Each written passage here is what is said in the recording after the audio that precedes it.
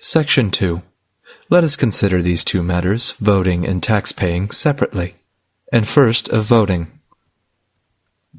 All the voting that has ever taken place under the Constitution has been of such a kind that it not only did not pledge the whole people to support the Constitution, but it did not even pledge any one of them to do so, as the following considerations show.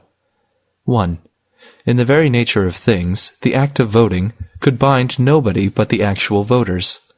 But owing to the property qualifications required, it is probable that during the first 20 or 30 years under the Constitution, not more than 1/10, 15th, or perhaps 20th of the whole population, black and white, men, women, and minors, were permitted to vote. Consequently, so far as voting was concerned, not more than 1/10, 15th, or 20th of those then existing could have incurred any obligation to support the Constitution. At the present time, it is probable that not more than 1/6 of the whole population are permitted to vote. Consequently, so far as voting is concerned, the other 5/6 can have given no pledge that they will support the Constitution. 2. Of the 1/6 that are permitted to vote, probably not more than 2/3, about 1/9 of the whole population, have usually voted. Many never vote at all. Many vote only once in 2, 3, 5, or 10 years in periods of great excitement. No one, by voting, can be said to pledge himself for any longer period than that for which he votes. If, for example, I vote for an officer who is to hold his office for only a year, I cannot be said to have thereby pledged myself to support the government beyond that term. Therefore, on the ground of actual voting, it probably cannot be said that more than 1/9 or 1/8 of the whole population are usually under any pledge to support the Constitution. 3. It cannot be said that by voting a man pledges himself to support the Constitution, unless the act of voting be a perfectly voluntary one on his part. Yet the act of voting cannot properly be called a voluntary one on the part of any very large number of those who do vote. It is rather a measure of necessity, imposed upon them by others than of one of their own choosing. On this point I repeat what was said in a former number, that is, in truth, the case of individuals, their actual voting is not to be taken as proof of consent, even for the time being. On the contrary, it is to be considered that without his consent having even been asked, a man finds himself environed by a government that he cannot resist, a government that forces him to pay money, render service, and forego the exercise of many of his natural rights under the peril of weighty punishments. He sees, too, that other men practice this tyranny over him by the use of the ballot. He sees further that if he will but use the ballot himself, he has some chance of relieving himself from this tyranny of others by subjecting them to his own. In short, he finds himself, without his consent, so situated that if he use the ballot, he may become a master. If he does not use it, he must become a slave, and he has no other alternative than these two. In self-defense, he attempts the former. His case is analogous to that of a man who has been forced into battle, where he must either kill others or be killed himself. Because to save his own life in battle, a man attempts to take the lives of his opponents, it is not to be inferred that the battle is one of his own choosing. Neither in contests with the ballot, which is a mere substitute for a bullet, because as his only chance of self-preservation a man uses a ballot, is it to be inferred that the contest is one into which he voluntarily entered, that he voluntarily set up all his natural rights as a stake against those of others to be lost or won by the mere power of numbers. On the contrary, it is to be considered that in an exigency into which he had been forced by others, and in which no other means of self-defense offered, he, as a matter of necessity, used the only one that was left to him. Doubtless the most miserable of men under the most oppressive government in the world, if allowed the ballot, would use it if they could see any chance of thereby ameliorating their condition. But it would not therefore be a legitimate inference that the government itself that crushes them was one which they had voluntarily set up or even consented to. Therefore, a man's voting under the Constitution of the United States is not to be taken as evidence that he ever freely assented to the Constitution, even for the time being. Consequently, we have no proof that any very large portion even of the actual voters of the United States ever really involuntarily consented to the Constitution, even for the time being. Nor can we ever have such proof until every man is left perfectly free to consent or not, without thereby subjecting himself or his property to be disturbed or injured by others. As we can have no legal knowledge as to who votes from choice and who from the necessity thus forced upon him, we can have no legal knowledge as to any particular individual that he voted from choice, or consequently that by voting he consented or pledged himself to support the government. Legally speaking, therefore, the act of voting utterly fails to pledge any one of them to support the government. It utterly fails to prove that the government rests upon the voluntary support of anybody. On general principles of law and reason, it cannot be said that the government has any voluntary supporters at all, until it can be distinctly shown who its voluntary supporters are. 4.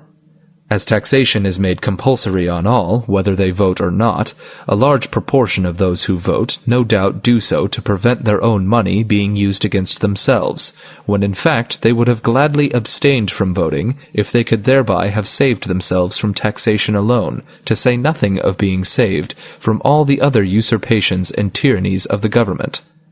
To take a man's property without his consent, and then to infer his consent because he attempts by voting to prevent that property from being used to his injury, is a very insufficient proof of his consent to support the Constitution. It is, in fact, no proof at all. And as we can have no legal knowledge as to who the particular individuals are, if there are any, who are willing to be taxed for the sake of voting, we can have no legal knowledge that any particular individual consents to being taxed for the sake of voting, or consequently consents to support the Constitution. 5. At nearly all elections, votes are given for various candidates for the same office. Those who vote for the unsuccessful candidates cannot properly be said to have voted to sustain the Constitution. They may, with more reason, be supposed to have voted not to support the Constitution, but specially to prevent the tyranny which they anticipate the successful candidate intends to practice upon them under color of the Constitution, and therefore may reasonably be supposed to have voted against the Constitution itself. This supposition is the more reasonable, inasmuch as voting is the only mode allowed to them of expressing their dissent to the Constitution. 6. Many votes are usually given for candidates who have no prospect of success. Those who give such votes may reasonably be supposed to have voted as they did, with a special intention not to support, but to obstruct the execution of the Constitution, and therefore against the Constitution itself. 7. As all the different votes are given secretly, by secret ballot, there is no legal means of knowing, from the votes themselves, who votes for and who against the Constitution. Therefore, voting affords no legal evidence that any particular individual supports the Constitution. And where there can be no legal evidence that any particular individual supports the Constitution, it cannot legally be said that anybody supports it. It is clearly impossible to have any legal proof of the intentions of large numbers of men, where there can be no legal proof of the intentions of any particular one of them. 8. There being no legal proof of any man's intentions in voting, we can only conjecture them. As a conjecture, it is probable that a very large proportion of those who vote do so on this principle, that is, that if by voting they could but get the government into their own hands, or that of their friends, and use its powers against their opponents, they would then willingly support the Constitution. But if their opponents are to have the power and use it against them, then they would not willingly support the Constitution. In short, men's voluntary support of the Constitution is doubtless, in most cases, wholly contingent upon the question whether by means of the Constitution they can make themselves masters or are to be made slaves. Such contingent consent as that is, in law and reason, no consent at all. 9. as everybody who supports the Constitution by voting, if there are any such, does so secretly by secret ballot, and in way to avoid all personal responsibility for the act of its agents or representatives, it cannot legally or reasonably be said that anybody at all supports the Constitution by voting. No man can reasonably or legally be said to do such a thing as to assent to or support the Constitution, unless he does it openly and in a way to make himself personally responsible for the acts of his agents, so long as they act within the limits of the power he delegates to them. 10. As all voting is secret by secret ballot, and as all secret governments are necessarily only secret bands of robbers, tyrants, and murderers, the general fact that our government is practically carried on by means of such voting only proves that there is among us a secret band of robbers, tyrants, and murderers, whose purpose is to rob, enslave, and so far as necessary to accomplish their purposes, murder the rest of the people. The simple fact of the existence of such a band does nothing towards proving that the people of the United States, or any one of them, voluntarily supports the Constitution. For all the reasons that have now been given, voting furnishes no legal evidence as to who the particular individuals are, if there are any, who voluntarily support the Constitution. It therefore furnishes no legal evidence that anybody supports it voluntarily. So far, therefore, as voting is concerned, the Constitution, legally speaking, has no supporters at all. And as a matter of fact, there is not the slightest probability that the Constitution has a single bona fide supporter in the country. That is to say, there is not the slightest probability that there is a single man in the country who both understands what the Constitution really is and sincerely supports it for what it really is. The ostensible supporters of the Constitution, like the ostensible supporters of most other governments, are made up of three classes. That is, 1. Knaves, a numerous and active class, who see in the government an instrument which they can use for their own aggrandizement or wealth.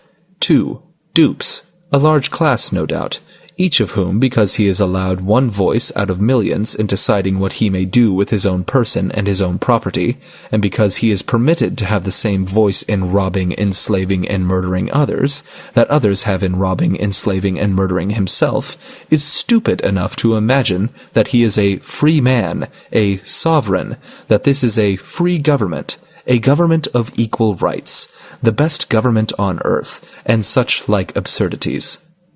3. A class who have some appreciation of the evils of government, but either do not see how to get rid of them, or do not choose to so far sacrifice their private interests as to give themselves seriously and earnestly to the work of making a change.